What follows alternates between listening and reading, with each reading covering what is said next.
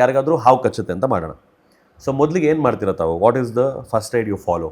ತುಂಬ ಕಡೆ ಕೇಳಿರುವಂಥದ್ದನ್ನು ಹೇಳೋದಾದ್ರೆ ಪ್ರಚಲಿತದಲ್ಲಿರುವಂಥದ್ದು.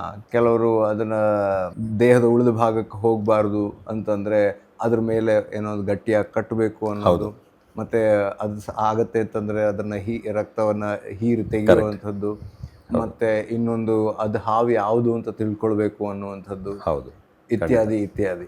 ಎಸ್, ತಾವು ಹೇಳಿದ ಸಂಪೂರ್ಣ ಸತ್ಯ. ನೀವು ಭಾರತ ದೇಶದಲ್ಲಿ ಆ್ಯಂಡ್ ನಮ್ಮ ಎಸ್ಪೆಷಲಿ ಯಾವುದೇ ರಾಜ್ಯದಲ್ಲಿ ಹೋಗಿ ಕೇಳಿ, ಯಾರನ್ನಾದರೂ ಕೇಳಿ, ನಿಮ್ಗೆ ಸಾಮಾನ್ಯವಾಗಿ 3-4 ವಿಚಾರ ಹೇಳ್ತಾರೆ. ಒಂದು, ಯಾವ ಭಾಗದಲ್ಲಿ ಹಾವು ಕಚ್ಚಿರುತ್ತೋ ಆ ಜಾಗದಿಂದ ಒಂಚೂರು ಮೇಲ್ಪಟ್ಟು ಬಿಗಿಯಾಗಿ ಬಟ್ಟೆ ಕಟ್ಟಿ ಅಂತ ಕೆಲವರು ಹೇಳ್ತಾರೆ. ಬಟ್ ಆದರೆ ಸಾಮಾನ್ಯವಾಗಿ ಏನು ಮಾಡ್ತೀವಿ, ಏನು ಸಿಗುತ್ತೋ ಅದನ್ನ ಕಟ್ಬಿಡ್ತಾರೆ. ಹಗ್ಗ, ದಾರ, ಬಟ್ಟೆ, ಕಂಬಿ ಏನಾದರೂ ಒಂದು ಕಟ್ಬಿಡ್ತಾರೆ ರಕ್ತ ಸಂಚಾರ ತಡೆಗಟ್ಟಲಿಕ್ಕೆ. ಎರಡನೇದು, ಹರಿತವಾದ ಯಾವುದನ್ನೋ ಒಂದು ವಸ್ತುವನ್ನು ತೊಗೊಂಡು, ಚಾಕು ಆಗಿರ್ಬೋದು, ಬ್ಲೇಡ್ ಆಗಿರ್ಬೋದು, ಆ ಕಚ್ಚಿರೋ ಭಾಗದನ್ನು ಕಟ್ ಮಾಡ್ತಾರೆ. ಬರೋ ರಕ್ತವನ್ನು ಕೆಲವರು ಬಾಯಿಂದ ತೆಗೀರಿ ಅಂತ ಹೇಳ್ತಾರೆ, ಕೆಲವರು ಹಾಗೆ ಹಿಂಡಿ ತೆಗೀರಿ ಅಂತ ಹೇಳ್ತಾರೆ. ಆಮೇಲೆ ಆ ಭಾಗವನ್ನು ಚೆನ್ನಾಗಿ ತೊಳಿರಿ ಅಂತ ಹೇಳ್ತಾರೆ.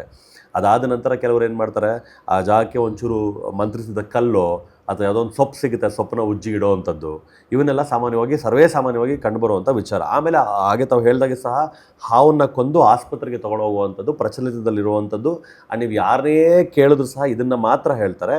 And this is 100% wrong. All of this ಇದರಿಂದಾನೇ ಇದು ಏನು ಈ ಜನಗಳು ಇದನ್ನು ಮಾಡ್ತಾ ಇದ್ದಾರೆ, ಇದನ್ನು ಫಾಲೋ ಮಾಡ್ತಾ ಇದ್ದಾರಲ್ಲ, what ever the steps we just discussed, ಇದನ್ನು ಫಾಲೋ ಮಾಡಿನೇ ಭಾರತ ದೇಶದಲ್ಲಿ ಅಷ್ಟು ಜನ ಅಂಗವೈಕಲ್ಯತೆಗೆ ಒಳಗಾಗ್ತಾ ಇರೋದು. ಒಂದು ಸುಮಾರಷ್ಟು ಜನ ಸಾಯ್ತಾ ಇರೋದು ಇದೇ ತಪ್ಪಾದ ಪ್ರಥಮ ಚಿಕಿತ್ಸೆ ಮತ್ತು ಆಸ್ಪತ್ರೆಗೆ ಹೋಗದಿರೋದ್ರಿಂದ. ಪೂರ್ತಿ ಸಂಚಿಕೆ ಇದೇ ಭಾನುವಾರ ಬಡಕೆಲ ಪ್ರದೀಪ್ ಯೂಟ್ಯೂಬ್ ಚಾನಲ್ನಲ್ಲಿ.